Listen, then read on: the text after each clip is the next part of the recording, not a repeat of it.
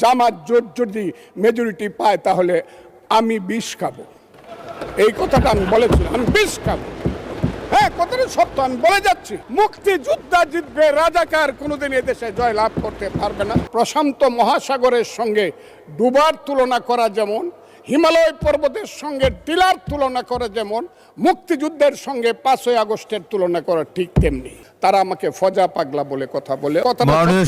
মাননীয় সদস্য, আমি ওনাকে, আপনাকে কেউ এই ধরনের উক্তি করেছে আপনার সম্বন্ধে? এরকম তো সংসদে কেউ বলে নাই তো এরকম। না বলছি।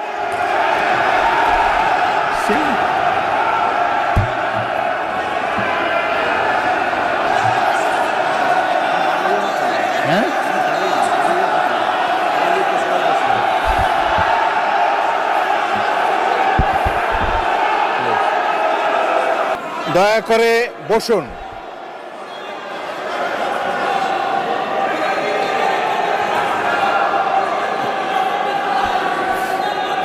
মাননীয় সদস্যবৃন্দ বসুন, বসুন বসুন প্লিজ।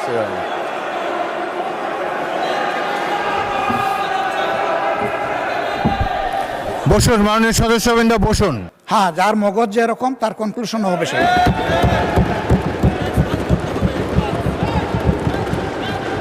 আমার আইডেন্টিটি নিয়ে প্রশ্ন করা হয়েছে, এটা গুরুতর অপরাধ করেছেন উনি। আবার আমার আদর্শ সিলেকশনের ব্যাপারে উনি কথা বলেছেন, এটা বাড়তি অপরাধ করেছেন। আর সাধারণত যুক্তি যখন ফুরিয়ে যায় মাথা তখন গরম হয়ে যায়। স্বৈরাচার যারা বাংলাদেশে জঙ্গি কায়েম করেছিল তারাই বেগম খালেদা জিয়াকে চট্টগ্রাম মেডিকেল কলেজে অবরুদ্ধ করেছিল। আমি বুঝতে পারছি মানে স্পিকার আপনি কেন ভয় পাচ্ছেন দিতে। আপনাকে ধন্যবাদ। কয়েকজন মুক্তিযোদ্ধা, বীর মুক্তিযোদ্ধা বিরোধী দলে আছে, আপনি নিজেই স্বীকৃতি দিয়েছেন কয়েকজন মুক্তিযোদ্ধা আছে। সংসদের সামনে প্রশ্ন হচ্ছে, বীমা উন্নয়ন ও নিয়ন্ত্রণ কর্তৃপক্ষ সংশোধন বিল 2026 পরীক্ষাপূর্বক একদিনের মধ্যে সংসদে রিপোর্ট প্রদানের জন্য বিশেষ কমিটিতে প্রেরণ করা হোক। যারা এই প্রস্তাবের পক্ষে আছেন তারা হ্যাঁ বলুন, যারা এই প্রস্তাবের বিপক্ষে আছেন তারা না বলুন। আমার মনে হয় হ্যাঁ জয়যুক্ত হয়েছে, হ্যাঁ জয়যুক্ত হয়েছে, হ্যাঁ জয়যুক্ত হয়েছে। অতএব বিলটি বিশেষ কমিটিতে প্রেরণ করা হলো।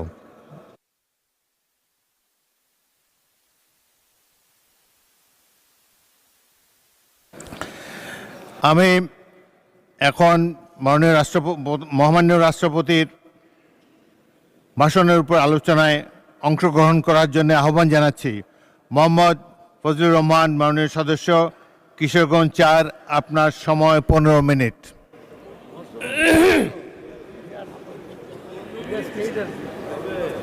মাননীয় স্পিকার, আপনাকে অসংখ্য ধন্যবাদ। আমি বক্তব্য দিতে ওঠার আগেই আপনি বিশেষ কারণে আমাকে বসিয়ে দিলেন, যৌক্তিক কারণে। কিন্তু এরপরেই হাউস যা হলো, এখন আমার বক্তব্য কি হবে আমি বুঝতে পারছি না। কারণ আমার মনটা খুব ভালো নেই মাননীয় স্পিকার, আমার গলাটাও ভালো না। কারণ গতকাল সারা রাত আমি ঘুমাতে পারিনি। হাওর অঞ্চলে যে বৃষ্টি হচ্ছে, যে শিলাবৃষ্টি হচ্ছে, হাওর অঞ্চলের সমস্ত ফসল তলিয়ে যাচ্ছে। একটা মাত্র ফসল, 12 মাস মানুষকে অন্যের উপরে, অন্য এলাকার উপরে নির্ভর করে থাকতে হবে তাদের পেটের ভাত, পরনের কাপড়ের জন্য। আমি এই ব্যাপারে আমাদের নেতা, সংসদ নেতা এবং মাননীয় প্রধানমন্ত্রী সহ সংশ্লিষ্ট সমস্ত মন্ত্রীদের কাছে অনুরোধ করছি, হাওর অঞ্চলকে দয়া করে এবার বাঁচান। এবং প্রথমেই আমি প্রস্তাব করে নিলাম, হাওর অঞ্চলকে সঠিকভাবে বাঁচাতে হলে 35টি জেলা নিয়ে একটি হাওর মন্ত্রণালয় করতে হবে। এবং এই দাবি করে আমি আমার মহামান্য রাষ্ট্রপতির ভাষণের উপরে বক্তব্য শুরু করছি। আমি প্রথমেই শ্রদ্ধা জানাই মহান নেতা, মুক্তিযুদ্ধের ঘোষণাদানকারী, তৎকালীন মেজর, পরবর্তী সময়ের রাষ্ট্রপতি শহীদ প্রেসিডেন্ট জিয়াউর রহমানের প্রতি, যার আমি শ্রদ্ধা জানাই। মহান নেত্রী দেশনেত্রী বেগম খালেদা জিয়ার প্রতি যার আহ্বানে এবং যার কারণে আমি আজকে বিএনপি করি। তিনি আজকে নাই, আমি তার আত্মার মাগফিরাত কামনা করি। আমি বক্তব্যের আগেই আমাদের নেতা প্রধানমন্ত্রী জনাব তারেক রহমান, তাকে উদ্দেশ্য করেই বলবো, মর্নিং শোজ দ্য ডে। সকালবেলায় দেখা যায় বিকালটা কেমন যাবে। আমাদের প্রধানমন্ত্রী এই দেশের জন্য, এই দেশের উন্নয়নের জন্য প্রথম থেকেই যে কর্মসূচি নিয়ে কাজ করছেন, কালকেও যশোর থেকে উলসি খাল খনন করে তিনি এসেছেন।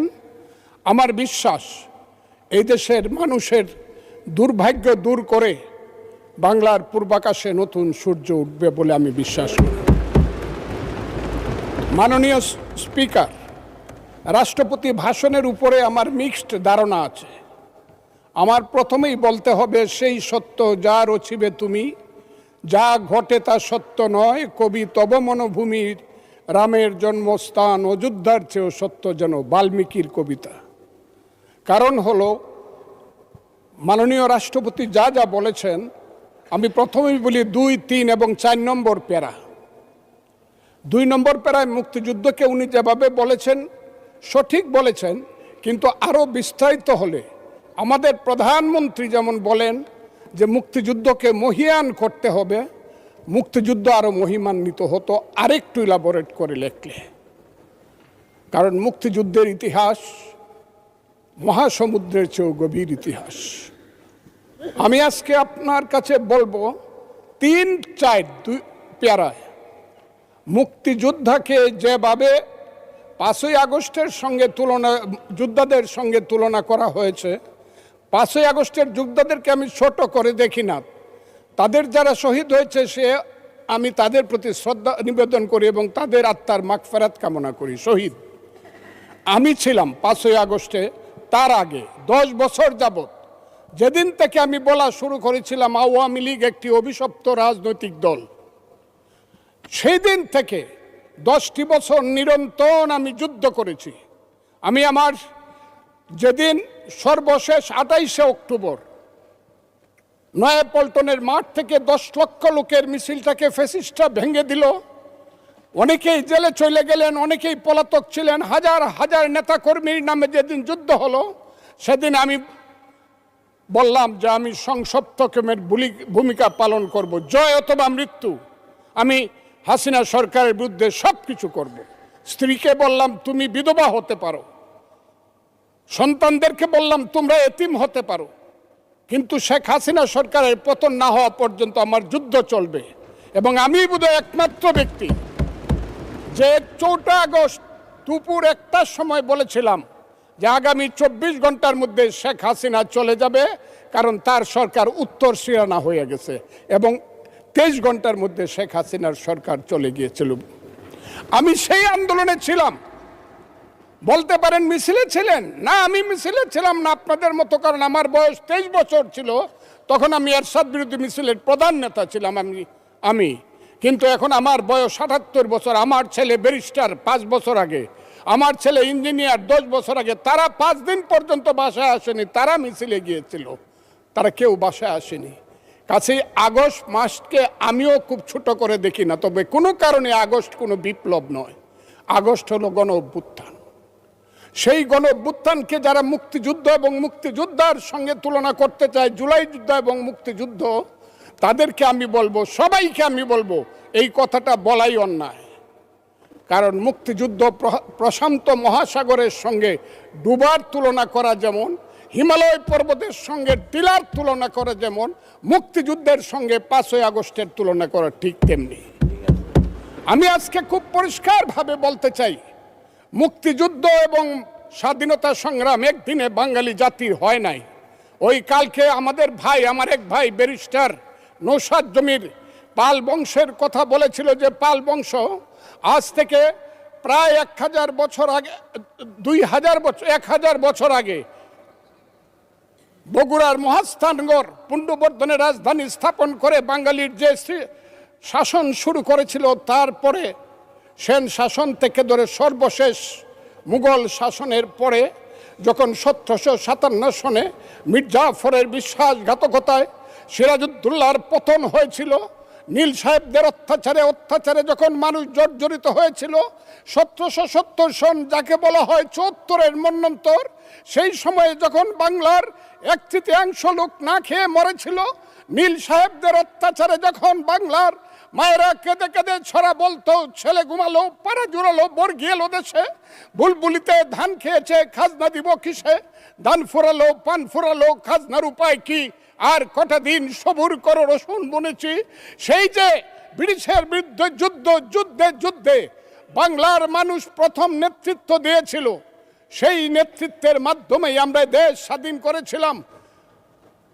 আমি আজকে আপনাদেরকে বলি, 2005 সন থেকে ধরে 8 সনে ক্ষুদিরাম মের ফাঁসি, যে ফাঁসিতে গান হয় বাংলায় আজও একবার বিদায় দেমা ঘুরে আসি, সেই প্রফুল্ল চাকির ফাঁসি, এই যে যুদ্ধ, তারপরে চিত্তরঞ্জন দাস, এরপরে 190 বছর পরে একজন বাঙালি মুসলমানের সন্তান, বাড়ি তার বরিশাল, সিরাজউদ্দৌলার পরে প্রথম বাংলার সিংহাসনে বসল। ওই দিন দেখলাম 2 জন মন্ত্রী সাহেব বললেন উনি মুখ্যমন্ত্রী। নো, 1937 সনে যখন শেরে বাংলার সিংহাসনে বসেছিলেন, তখন উনি প্রধানমন্ত্রী ছিলেন। সেই শেরে বাংলা ফজলুল হক, হুসেন শহীদ সোহরাওয়ার্দী, দেশ থেকে দেশান্তরে গিয়ে সুভাষ বোস, মৌলানা আব্দুল হামিদ খান ভাসানী, বঙ্গবন্ধু শেখ মুজিবুরেরা বাংলাদেশের স্বাধীনতা সংগ্রামের ভিত্তি স্থাপন করেছিল।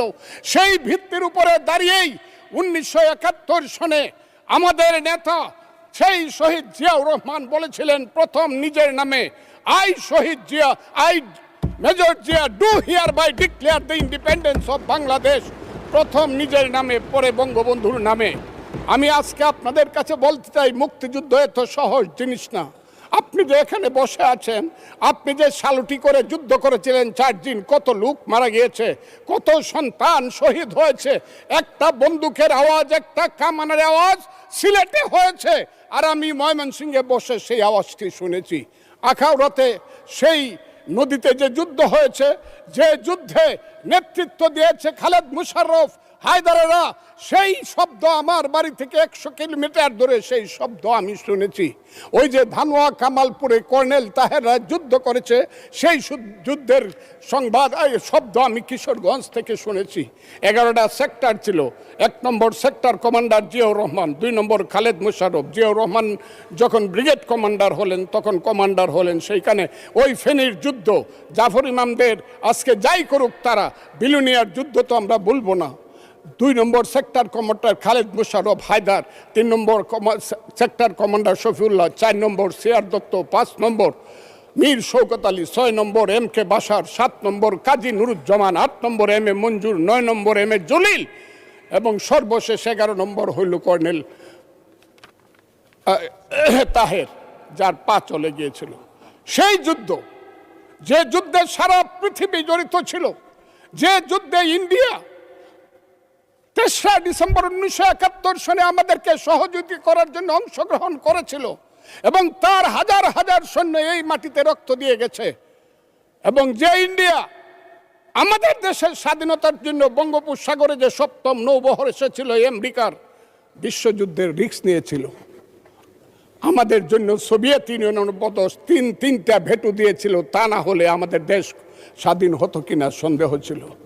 সেই মুক্তিযুদ্ধের সঙ্গে যখন 1 মাসের গণ আন্দোলনকে তুলনা করা হয়, তখন মুক্তিযুদ্ধকে ছোট করা হয়। আমি মনে মনে ভাবি, হয়তোবা আমি মরে গেলেই ভালো হতো। আমি আজকে আপনাদের কাছে প্রশ্ন রাখতে চাই, 5ই আগস্টের পরে কি হলো? আমাকে একটু 5ই আগস্টের পরে কি হলো আপনারা জানেন। এইখানে ইউনূস সরকার ছিল, আমি শিল্পকলার সামনে থাকি, একটা গান হইতে পারে নাই, একটা নাটক হইতে পারে নাই, একটা লালনের গীতি হইতে পারে নাই, একটা বাউল গান হইতে পারে নাই। সব কিছু কালো শক্তি ধ্বংস করে দিয়েছিল। তারা বলেছিল কোনো মুক্তিযুদ্ধ হয় নাই, 47-এর যুদ্ধ হয়েছে, আর 24-এর যুদ্ধ হয়েছে, আর 71-এ গন্ডগোল হয়েছে। সেই দিন মুক্তিযোদ্ধা হিসাবে আমি বলেছিলাম, আমি বলতে পারবো কিনা কথাটা আপনি, এই আলবদর রাজাকারের বাচ্চারা, এখনো কিন্তু ফজলুর রহমানদের মতো মুক্তিযোদ্ধারা জীবিত আছে। এই দেশে মুক্তিযুদ্ধ হয়েছে, মুক্তিযুদ্ধ সত্য, 30 লক্ষ লোক জীবন দিয়েছে, এটাও সত্য। এই যুদ্ধের মধ্য দিয়েই আমরা সেদিন তাদের সঙ্গে যুদ্ধ করেছি। আমার বাড়ির সামনে মব হয়েছে আমাকে হত্যা করার জন্য। সেদিন আমি আজকের পুলিশকে ধন্যবাদ দিব, আজকের মিলিটারিকে ধন্যবাদ দিব। 10 মিনিটের মধ্যে আমার বাড়ির সামনে তারা গিয়ে উপস্থিত হয়েছে আমাকে বাঁচানোর জন্য। অনেক চক্রান্তের মধ্য দিয়ে ইলেকশন হয়েছে। সেই ইলেকশনে তারা কি করেছে, আজকে যারা আমার ডান দিকে বসে আছে তারা কি করেছে, একদিন তো আমরা ভাই ছিলাম নাকি? তারা যা করেছে সেটা কল্পনা করার মতো না। যত চক্রান্ত করেছে, সেই চক্রান্তের ভিতর দিয়ে যখন তারা প্রচার করতে শুরু করলো তারা বাংলায় 2/3 মেজরিটি পেয়ে তারা পাস করবে, আমি হতবাগা ফজলুর রহমান বলেছিলাম জামাত জোট যদি মেজরিটি পায় তাহলে আমি বিষ খাবো। এই কথাটা আমি বলেছিলাম, আমি বিষ খাবো। হ্যাঁ, কথাটা সত্য, আমি বলে যাচ্ছি। এবং তারা কোনোদিন যুদ্ধে জয়লাভ করতে পারে না, রাজনৈতিক যুদ্ধে, কারণ তাদের পূর্বপুরুষ বাংলাদেশ চায় নাই। বাংলাদেশ যদি থাকে, এই বাংলায় শুধু বেলিচা মিলিয়ার জুই ফুল ফুটে না, এদেশে রক্তগোলাপ রক্ত জবাও ফুটে। এদেশের জঙ্গলে শুধু কোকিল ডাকে না, এদেশের জঙ্গলে রয়্যাল বেঙ্গল টাইগারও থাকে। যতদিন রয়্যাল বেঙ্গল টাইগার থাকবে, মুক্তিযোদ্ধা জিতবে, রাজাকার কোনোদিন এদেশে জয় লাভ করতে পারবে না। আমি চ্যালেঞ্জ করে বলে গেলাম। আমি আজকে আপনাদের সামনে আরো কিছু বলতাম, কিন্তু আমি টাইমটা দেখতেছি, আরেকটা কথা বলতে চাই। আমি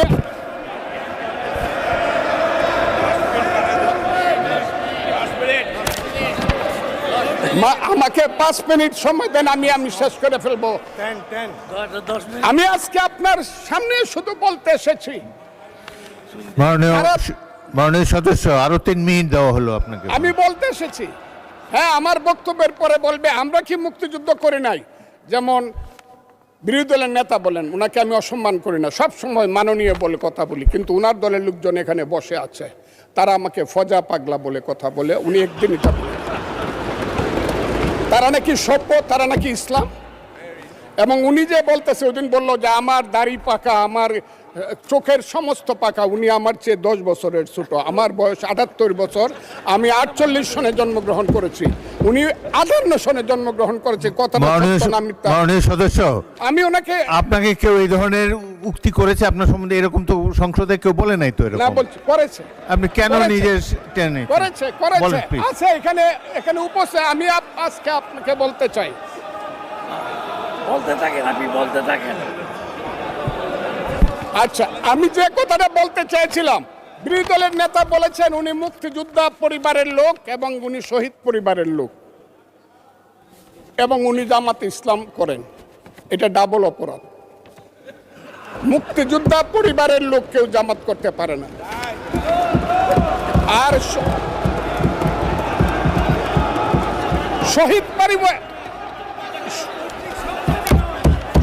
পরিবারের লোক, শহীদ পরিবার।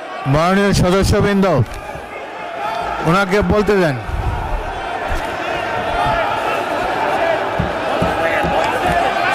মাননীয় সদস্যবৃন্দ, অর্ডার। আপনারা শৃঙ্খলা রক্ষা করুন। মাননীয় সদস্যবৃন্দ, সংসদে শৃঙ্খলা রক্ষা করুন। মাননীয় সদস্য ফজলুর রহমান, আপনি শেষ করুন, কষ্ট পাইতেছেন, বক্তব্য শেষ করুন। আমি আবারও বলে রাখলাম, শহীদ পরিবারের লোক তো জামাত করতেই পারে না, আর জামাত করলে ডাবল অপরাধ করতেছে। 2, তাহলে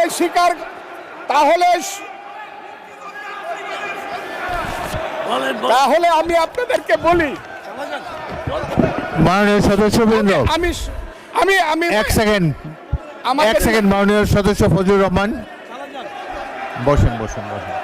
আপনি বলতে থাকেন, আমি আপনাদেরকে মাননীয় সদস্যবৃন্দ, প্রোডাকশন আশা করতেছি। মাননীয় সদস্যবৃন্দ, বসুন। কিন্তু আমার গলা, সংসদে শৃঙ্খলা রক্ষা করুন। ওনার গলা, আমি কিন্তু ওনাদেরকে খারাপ কিছু বলি নাই। বসেন।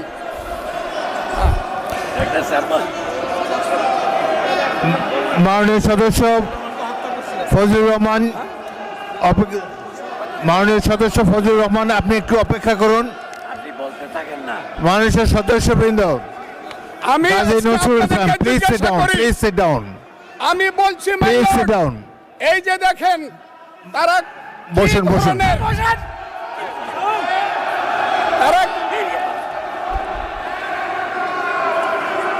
তারা কি ধরনের আচরণ করছে? আচ্ছা, আজকে তাদেরকে মাননীয় সদস্যবৃন্দ, তাদেরকে আমি মাননীয় সদস্যবৃন্দ একটু মনোযোগ দিয়ে আমার কথাটি শোনার চেষ্টা করুন।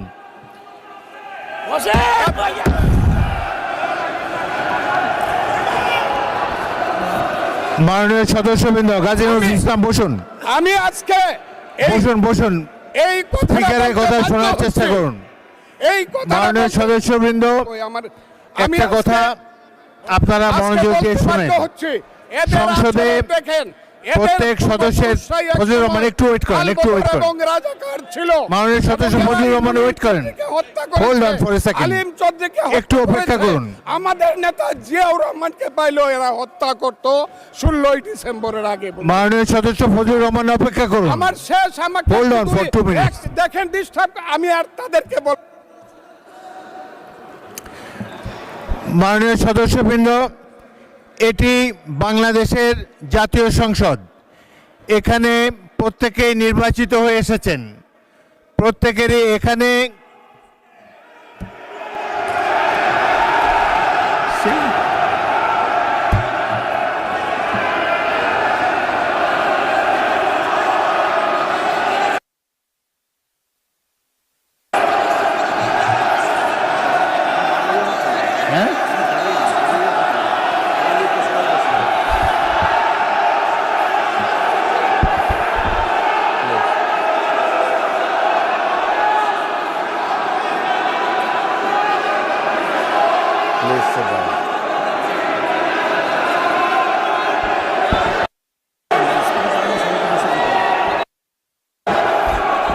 মাননীয় সদস্যবৃন্দ,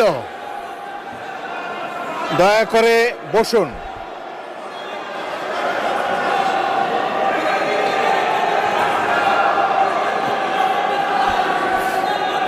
মাননীয় সদস্যবৃন্দ বসুন, বসুন, বসুন প্লিজ।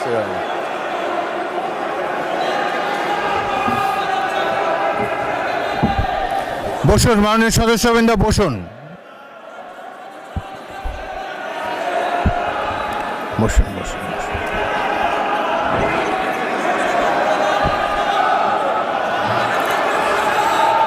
মাননীয় সদস্যবৃন্দ, মাননীয় বিরোধী দলের নেতা, আমি বলি তারপরে আপনি বলেন। মাননীয় সদস্যবৃন্দ, এটি আপনারা সবাই, মাননীয় সদস্য ফজলুর রহমান আপনি বসেন, বসুন, আপনি বসুন, আপনার সুযোগ দেওয়া হবে বক্তব্য শেষ করার জন্যে। মাননীয় সংসদ সদস্যবৃন্দ, সারা জাতি দেখছে, লাইভ টেলিকাস্ট হচ্ছে, সবাই আপনারা নির্বাচিত সদস্য, এখানে সবাই জনগণের ভোটে নির্বাচিত সদস্য। আমি প্রতিদিনই বলি যে রুলস অফ প্রসিডিওর বইটা একটু পড়েন। যদি এই সংসদ যদি বিধি মোতাবেক পরিচালিত না হয়, এটি আর জাতীয় সংসদ থাকবে না। অতীতে জাতীয় সংসদ সম্পর্কে অনেক তিক্ত অভিজ্ঞতা আছে। প্রথমে নজমুল হুদা তৎকালীন মাননীয় সদস্য একটা বক্তব্য করলেন, সদস্যরা ওয়াকআউট করে চলে গেলেন। আমরা ভাবলাম যে আধা ঘন্টা পরে ফিরে আসবে। ওই বয়কট 2 বছর চলেছে। সুতরাং সামান্য কারণে উত্তেজনা সৃষ্টি করা ঠিক নয়। প্রত্যেকেরই বাক স্বাধীনতা আছে। প্রত্যেক সদস্য এখন ইভেন 370 বিধিতে দলীয় হুইপ নেগলেক্ট করে, উপেক্ষা করেও ব্যক্তিগত মতামত এখন সবাই দিতে পারেন। এখানে প্রত্যেকেরই বাক স্বাধীনতা আছে। যদি কোনো সদস্য, সরকার দলের সদস্য আর বিরোধী দলের সদস্যের মত এক হবে, এমন তো হতে পারে না। এই জন্যই একটি সরকারি দল, একটি বিরোধী দল এখানে আছে। জনগণই এভাবে নির্ধারিত করে দিয়েছে। যদি সরকারি দলের কোনো সদস্য তার বক্তব্যে আপনাদের আপত্তি থাকে, আপনারা এরপরে তো plenty of time is there, আপনারা তার বিরুদ্ধে তিনি যা বলেছেন সেই যুক্তি খণ্ডন করুন। তিনি ভুল বললে তাকে পাল্টা অভিযোগ করেন তার বিরুদ্ধে। কথা বলার সময় তো সুযোগ আছে, কিন্তু এই যে শিশুরাও লজ্জা পাবে এই ধরনের, যদি বয়স্ক শ্বশ্রুমণ্ডিত ব্যক্তি, বয়স্ক যারা অলরেডি দাদা হয়ে গিয়েছেন, তাদের নাতিরাও হয়তো এখানে গ্যালারিতে বসে দেখছে, তারা কি ভাববে এটা সম্পর্কে? আরেকটি জিনিস হলো, সংসদের স্পিকার যখন দাঁড়ায় তখন এটি অবশ্য কর্তব্য সবাই এখানে বসে পড়বেন। যদি আমাকে তো আপনারাই তো আমাকে স্পিকার বানিয়েছেন, আমি এই সংসদের কাস্টোডিয়ান, অভিভাবক। যদি চেয়ারের প্রতি এই সম্মান আপনাদের না থাকে, তাহলে জাতীয় সংসদের প্রতি মানুষের কোনো রেসপেক্ট থাকবে না আগামী দিনে।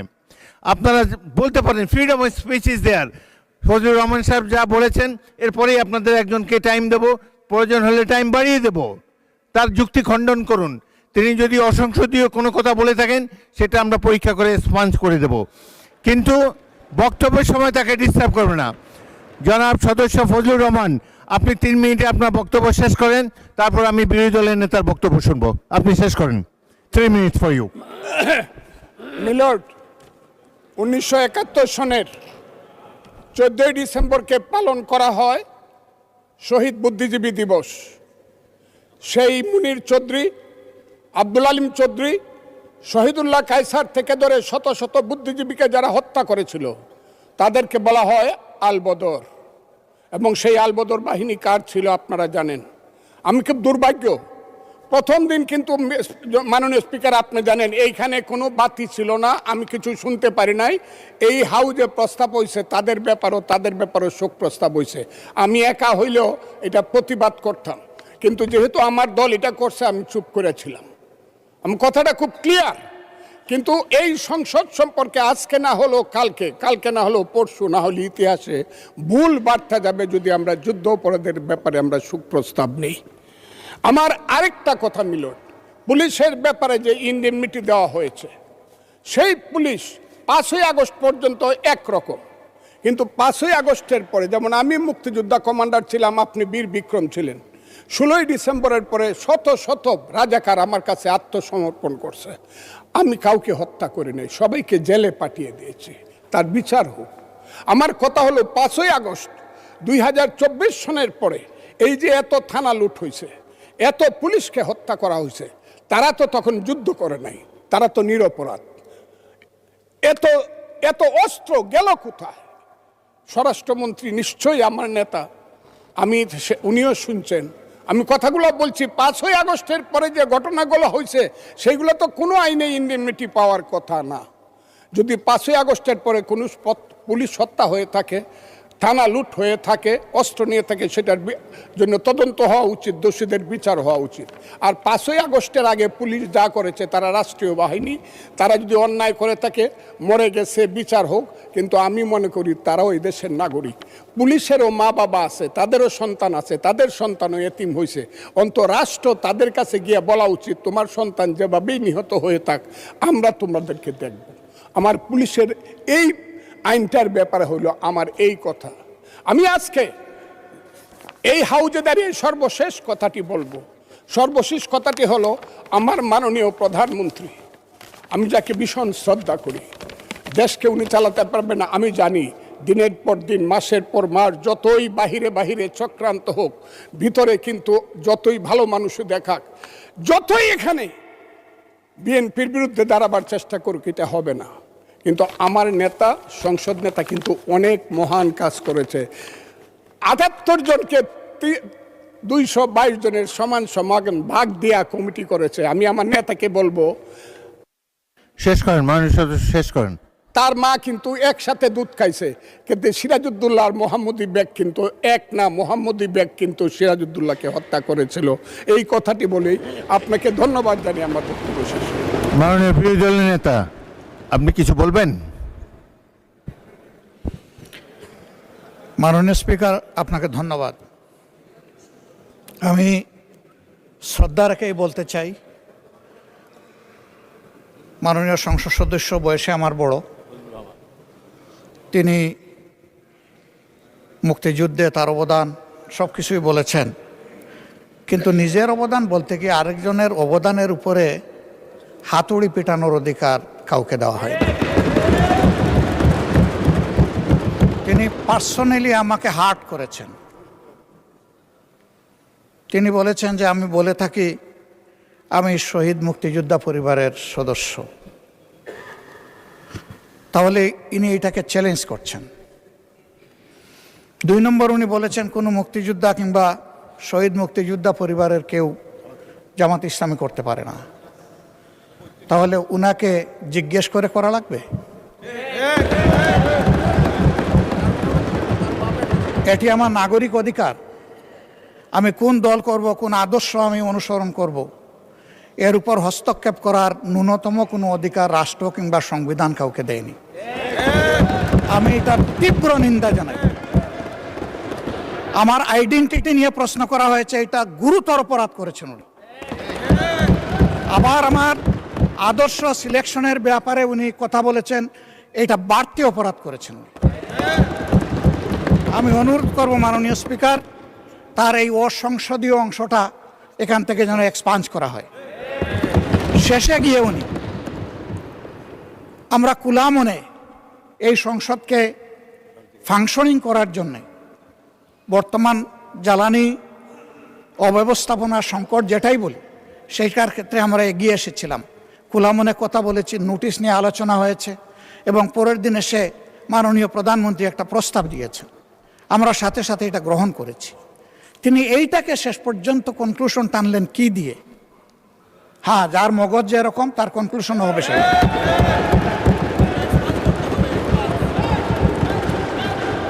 তার মতো একজন প্রবীণ ব্যক্তির কাছ থেকে, রাজনীতিবিদদের কাছ থেকে আমি এই ধরনের আচরণ আশা করিনি। আমরা এখানে প্রথম দিনই বলেছি ভালো কিছু শিখতে এসেছি। কাউকে হিট করা, গালি দেওয়া, এর মাধ্যমে বড় কিছু অর্জন করা যাবে না। কিছু গোলাবাজি হতে পারে বড় জোর, কিন্তু তার চাইতে বেশি কিছু হবে না। আর সাধারণত যুক্তি যখন ফুরিয়ে যায়, মাথা তখন গরম হয়ে যায়। একটা প্রবাদ আছে, রেগে গেলেন তো হেরেই গেলেন। আমরা সবাই মিলে হারতে চাই না, আমরা সবাই মিলে জিততে চাই। এই জন্য সবাই যেন মাথাটা একটু ঠান্ডা রেখে যুক্তির সাথে সত্যনির্ভর কথাগুলো বলি, তাতে অবশ্যই দেশবাসী উজ্জীবিত হবে, এই সংসদের প্রতি মানুষের আস্থা তৈরি হবে এবং দেশটাকে নিয়ে সবাই মিলে আমরা সামনে এগিয়ে যেতে পারব। ধন্যবাদ মাননীয় স্পিকার। ধন্যবাদ মাননীয় বিরোধী দলের নেতা জনাব ফজলুর রহমান। এখন আর তো না বললেও চলে। আমরা সংসদ উত্তপ্ত হোক এরকম চাই না, আপনি একটু দয়া করে বসেন। আমার বক্তব্য শুনেন। জনাব ফজলুর রহমান যে বক্তব্য দিয়েছেন তার মধ্যে যদি অসংসদীয় কোনো কিছু থাকে সেটা এক্সপাঞ্জ করা হবে, এবং মাননীয় বিরোধী দলের নেতা যে বক্তব্য দিয়েছেন তার মধ্যেও যদি কোনো কিছু অসংসদীয় থাকে সেটিও এক্সপাঞ্জ করা হবে। এখন আমি বক্তব্য রাখার জন্যে অনুরোধ জানাবো জনাব শাহজাহান চৌধুরী, চট্টগ্রাম 15। আপনি বক্তব্য রাখেন, আপনার সময় 10 মিনিট। না, আমারও তো 15 মিনিট বলছিল হুইপ সাহেবে, আমার তো 20 মিনিট দরকার। ঠিক আছে মাননীয় স্পিকার। 1 মিনিট জনাব শাহজাহান চৌধুরী। জি জি জি, থ্যাংক ইউ।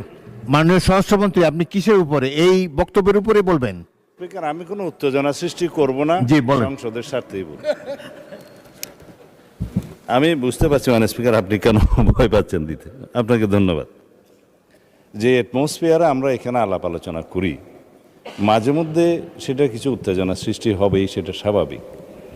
আমাদের মাননীয় সংসদ সদস্য অত্যন্ত বয়স্ক এবং ইতিহাসে সমৃদ্ধ, কিন্তু আমরা এখন ভূগোলে আছি। আমরা বেশি ইতিহাস চর্চা করতে গেলে মাঝে মধ্যে কিছু ব্যত্যয় হবে মাননীয় স্পিকার।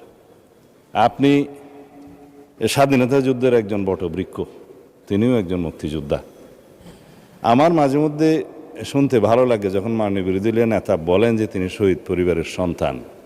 আমরা এটাকে ধারণ করি। কয়েকজন মুক্তিযোদ্ধা, বীর মুক্তিযোদ্ধা বিরোধী দলে আছে। আপনি নিজেই স্বীকৃতি দিয়েছেন কয়েকজন মুক্তিযোদ্ধা আছে।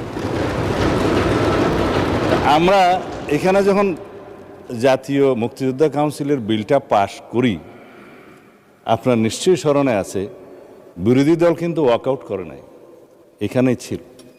না ভোটও দেয় নাই, এখানেই ছিল। সম্মতি মৌনতা সম্মতির লক্ষণ হিসেবে আমরা ধরে নিয়েছি।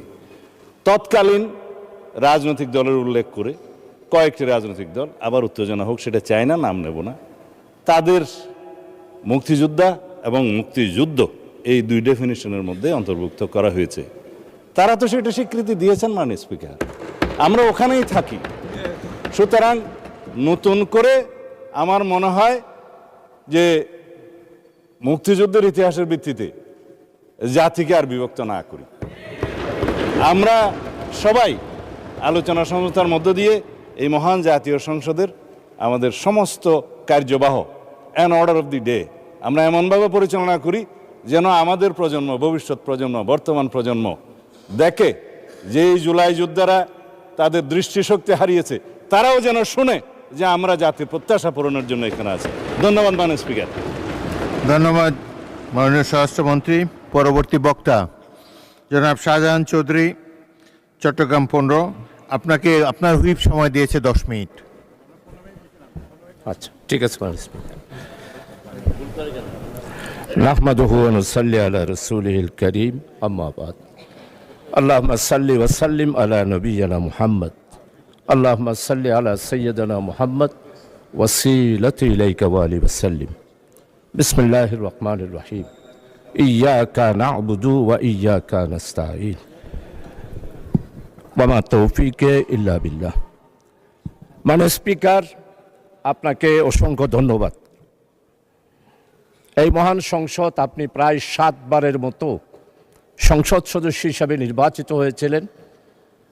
অতীতের পার্লামেন্ট আপনার চেয়ে বেশি এইখানে কেউ অভিজ্ঞ নয়। আপনি একজন বীর মুক্তিযোদ্ধা এবং আপনি স্বাধীনতার একজন ইতিহাসের বটবৃক্ষ হিসাবে স্বরাষ্ট্রমন্ত্রী উল্লেখ করেছেন। আমি ওনার সাথে সম্পূর্ণ একমত মাননীয় স্পিকার। মাননীয় স্পিকার, আজকে আমাদের এই মহান সংসদে আমি সর্বপ্রথম বিশেষ করে আমাদের মাননীয় সংসদ সদস্য অত্যন্ত প্রবীণ এবং ইতিহাসবিদ, উনি যেই কথাগুলো উল্লেখ করেছেন আমি মনে করি এগুলোর জবাব দেওয়ার কোনো প্রয়োজন নেই।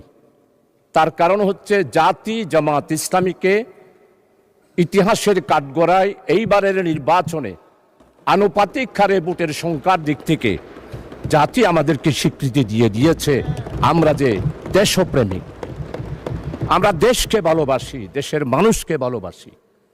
আজকে কথা উঠেছে মুক্তিযোদ্ধা সম্পর্কে। জামাত ইসলামী এই পর্যন্ত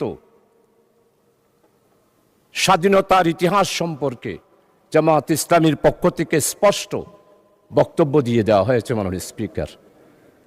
তাই এই মহান সংসদে মেহেরবানি করে দয়া করে অতীতের ইতিহাস নিয়ে বর্তমান এই জামাত ইসলামীকে বিশ্লেষণ করে জামাত ইসলামীকে দোষারোপ করার চেষ্টা করা আমার মনে হয় মোটেই ঠিক হবে না। কারণ হচ্ছে জামাত ইসলামের ইতিহাস হচ্ছে যেইখানে গণতন্ত্র নস্যাৎ হয়েছে সেইখানে গণতন্ত্র উদ্ধার করার জন্য জামাত ইসলামী আন্দোলন করেছে। মরহুম শেখ মুজিবুর রহমান সাহেব যখন আগরতলার ষড়যন্ত্রের মামলায় গ্রেপ্তার হয়েছিল তখনকার জামাত ইসলামী পাকিস্তান ডেমোক্রেটিক মুভমেন্টের মাধ্যমে মরহুম শেখ মুজিবুর রহমানকে আগরতলার ষড়যন্ত্র মামলা থেকে মুক্তির জন্য জামাত ইসলামী আন্দোলন করেছিল। শুধু আন্দোলন নয় মাননীয় স্পিকার, আমাদের সাবেক আমির জামাত বিশ্ব ইসলামী আন্দোলনের নেতা, যিনি তৎকালীন পূর্ব পাকিস্তানের স্বাধিকার আদায়ের জন্য 1962 সালে বক্তব্য দিয়েছেন, 1967 সালে বক্তব্য দিয়েছেন, 1948 সালে বক্তব্য দিয়েছেন। মরহুম শেখ মুজিবের মুক্তির জন্য যে ডাইরেক্ট অ্যাকশন কমিটি হয়েছিল সেই অ্যাকশন কমিটির সেক্রেটারি ছিলেন অধ্যাপক গোলাম আজম এবং জামাত ইসলামী ছিল সেই জোটের একটি সংগঠন। আর জয়েন্ট সেক্রেটারি ছিল জনাব আব্দুস সামাদ আজাদ সাহেব। মরহুম শেখ মুজিবুর রহমানের আগরতলা ষড়যন্ত্রের মামলা থেকে মুক্তির জন্য সবচেয়ে বেশি অর্থ যোগান দিয়েছিল তৎকালীন পাকিস্তান আমলে জামাত ইসলামী মাননীয় স্পিকার। তাই জামাত ইসলামের ইতিহাস হচ্ছে মানুষের অধিকার প্রতিষ্ঠার ইতিহাস। জামাত ইসলামের ইতিহাস হচ্ছে গণতন্ত্র প্রতিষ্ঠার ইতিহাস। জামাত ইসলামীকে আপনারা বারবার অনেক তকমা দিয়েছিলেন, কোন তকমায় জনগণ বিশ্বাস করে নাই। আপনারা বলেছেন আমরা জঙ্গি, জনগণ 12 তারিখের নির্বাচনের মাধ্যমে প্রমাণ করেছে জামাত ইসলামী জঙ্গি সংগঠন নয়, গণতান্ত্রিক, নিয়মতান্ত্রিক, সাংবিধানিক একটি আন্দোলন এবং সংগঠন। মাননীয় স্পিকার, জামাত ইসলামীর গণতান্ত্রিক ইতিহাস অনেক সময় লাগবে। আপনি যেহেতু আমাকে সময় নির্ধারণ করে দিয়েছেন, আজকে জামাত ইসলামীর ব্যাপারে শুধু এতটুকু বলতে চাই, ভুলে গেলে চলবে না। 1997 সালে দেশনেত্রী বেগম খালেদা জিয়া বৃহত্তর বিরোধী দলের নেতা ছিলেন। চট্টগ্রাম মেডিকেল কলেজে গেলেন, অবরুদ্ধ হয়ে গেল। ফ্যাসিস্ট, স্বৈরাচার যারা বাংলাদেশে জঙ্গি কায়েম করেছিল, তারাই বেগম খালেদা জিয়াকে চট্টগ্রাম মেডিকেল কলেজে অবরুদ্ধ করেছিল। আজকে আমাদের মরহুম শহীদ সালাউদ্দিন কাদের চৌধুরীর ছেলে আছে হুম্মাম কাদের, আমাদের সম্মানিত অর্থমন্ত্রী, চট্টলার কৃতি সন্তান, যার পরিবারে উনার আব্বা নয়, উনার দাদা থেকেই মন্ত্রিত্ব ওনারা পেয়ে আসতেছেন, সেই রকম সম্ভ্রান্ত পরিবারের সন্তান, উনিও দেশনেত্রী বেগম খালেদা জিয়ার সাথে মেডিকেল কলেজে ছিলেন। আজকে সম্মানিত অর্থমন্ত্রী, আপনি স্বীকার করবেন, সর্বপ্রথম টেলিফোন করেছিল মরহুম শহীদ সালাউদ্দিন কাদের চৌধুরী আমির শাহজাহান চৌধুরীকে। আমি তো জামাত, আমি তো শিবির, কিন্তু সেই দিন আমরা জামাত শিবিরেরা চট্টগ্রাম মেডিকেল কলেজ থেকে দেশনেত্রী বেগম খালেদা জিয়াকে সালাউদ্দিন কাদের চৌধুরীর আহ্বানে জামাত এবং শিবির সেই দিন বেগম খালেদা জিয়াকে আমরা উদ্ধার করেছিলাম। মাননীয় স্পিকার, আজকে স্বাধীনতার কথা বলা হয়, সর্বপ্রথম একটি মাত্র রাজনৈতিক দল পূর্ব পাকিস্তানের স্বাধিকার কোন পথে আসবে এই ব্যাপারে সর্বপ্রথম পূর্ব পাকিস্তান থেকে যিনি বক্তব্য দিয়েছিলেন তিনি হচ্ছেন প্রফেসর গোলাম আজম। 1970 সালের নির্বাচন হলো, নির্বাচনের পর সর্বপ্রথম একটি রাজনৈতিক দলের পক্ষ থেকে সমস্ত পত্রিকা সাক্ষী, transfer to power Sheikh Mujibur Rahman, professor Golam Azam বক্তব্য দিয়েছিলেন। আমরাই সেই দিন বলেছিলাম সংখ্যাগরিষ্ঠতা হিসেবে আওয়ামী লীগ যেহেতু জনগণ রায় দিয়েছে, তাই শেখ মুজিবের হাতেই ক্ষমতা হস্তান্তর করুন। আজকে সম্মানিত আমার অত্যন্ত পরম মুরব্বী ইতিহাসবিদ, আমি ওনার ফেসবুকে সব বক্তব্য শুনি, ওনার মনের ভিতর অনেক আবেগ। 1757 সালের ইতিহাস আপনি তুলে ধরেছেন, পাল বংশের ইতিহাস তুলে ধরেছেন, কিন্তু আপনি কি ফরাজি আন্দোলন, ফকির আন্দোলন, খেলাফত আন্দোলন, ওয়াহাবি আন্দোলন, ওলামায়ে কেরামদের ইতিহাস আপনি তুলে ধরেন নাই? সেই দিন আমাদের খেলাফত আন্দোলন, ওয়াহাবি আন্দোলন, ফকির আন্দোলন, মজলুম আন্দোলন, হাজী শরীয়তুল্লাহর আন্দোলন আপনি যদি তুলে ধরতেন, তাহলেই মনে করতাম আপনি একজন নিরপেক্ষ ব্যক্তি। এখন আমার মনে হচ্ছে আপনি নিরপেক্ষ নয়, আপনি শুধু জামাত ইসলামী আর মুসলমান আর ইসলামী আন্দোলনকে আঘাত করার জন্যই পার্লামেন্টে বক্তব্য রেখেছে। আমার নেতা, আমাদের অপোজিশনের লিডার, উনি মুক্তিযোদ্ধার পরিবারের সন্তান, শহীদ পরিবারের সন্তান, এটার উপরও আপনি আঘাত করেছেন। আপনার মনের বেদনা আমরা বুঝতে পারি। মাননীয় স্পিকার, জনাব প্রেসিডেন্ট ভাষণ দিয়েছেন, সেই ভাষণের ব্যাপারে মাননীয় সংসদ সদস্যবৃন্দ অনেকেই ওনাকে সাধুবাদ জানিয়েছেন। আমরা এটার বিরোধিতা করি না, কিন্তু আমরা স্পষ্ট বলতে চাই, জনাব প্রেসিডেন্ট, আপনি শপথ ভঙ্গ করেছেন, আপনি জাতিকে বিভ্রান্ত করেছেন। আপনি বলেছেন প্রধানমন্ত্রীর পদত্যাগ আপনার কাছে পৌঁছে নাই, আপনি নাকি সেটা গ্রহণ করেন নাই।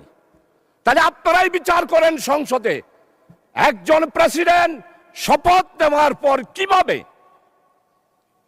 জাতিকে বিভ্রান্ত করার জন্য ইন্টারিয়াম গভর্নমেন্ট গঠন হওয়ার 6 মাসের পরেও উনি বললেন শেখ হাসিনার পদত্যাগপত্র আমার কাছে পৌঁছে নাই। যেই প্রেসিডেন্ট শপথ ভঙ্গ করতে পারে, জাতিকে বিভ্রান্ত করতে পারে, সে আর যেই হবে হোক, প্রেসিডেন্টের চেয়ারকে আমরা স্যালিউট জানাই, প্রেসিডেন্টের চেয়ারকে আমরা সম্মান করি। কিন্তু ব্যক্তি হিসাবে জনাব প্রেসিডেন্ট সাহেব জাতিকে যেই বিভ্রান্ত করে মধ্যবর্তীতে সাধারণ নির্বাচন হওয়ার আগে বাংলাদেশে একটি ষড়যন্ত্রের মাধ্যমে 17 বছরের নির্যাতিত বিএনপি, জামাত, 11 দলীয় জোট, ছাত্রদল, ছাত্র শিবির, আমরা যারা আন্দোলন করে একটা ফসল নিতে চেয়েছিলাম, সেই ফসল নেওয়ার ক্ষেত্রে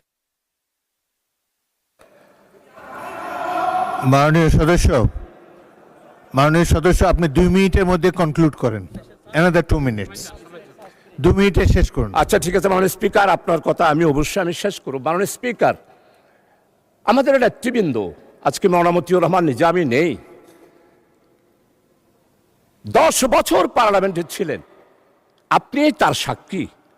মওলানা মতিউর রহমান নিজামী এই পার্লামেন্টে কাকো আঘাত দিয়ে কোনোদিন কথা বলেছে?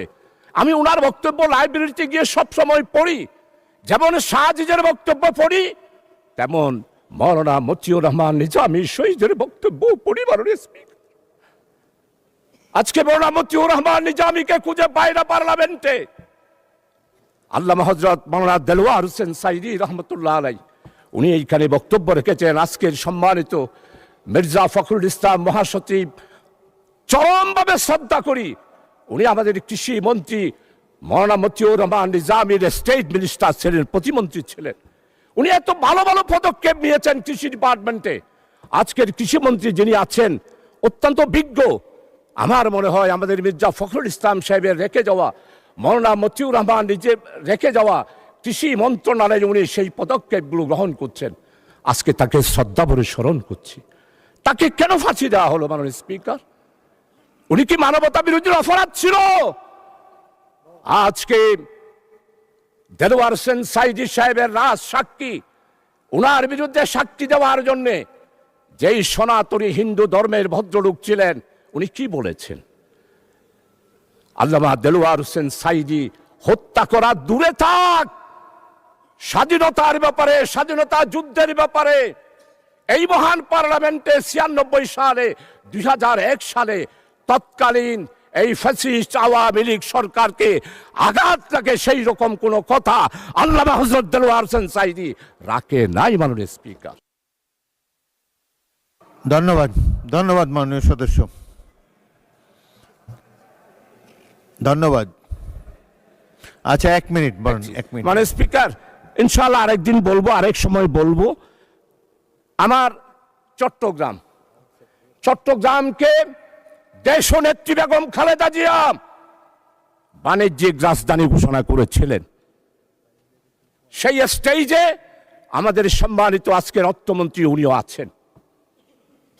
আজকে বাণিজ্যিক রাজধানী হিসাবে আমাদের বন্দর, আমাদের চট্টগ্রামের উন্নয়ন, চট্টগ্রামের জলবদ্ধতা, মাননীয় স্পিকার কিছুই নেই। সর্বশেষ বিদ্যুতের ব্যাপারে একটু কথা বলতে চাই। মাননীয় স্পিকার, বিদ্যুৎ পার পেয়ে যাচ্ছে বিদ্যুৎ কাটের লুটারা সিন্ডিকেট। এখনো শেখ হাসিনার মির্জা আজম, হাসান মাহমুদ, এরপরে আপনাদের সবার জানা রয়েছে বিপুল পরিমাণ বিদ্যুতের ক্যাপাসিটি বিল সম্মানিত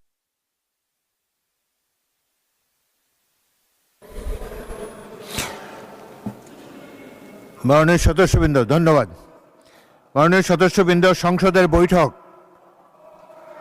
আসরের নামাজের জন্য 30 মিনিটের বিরতি দেওয়া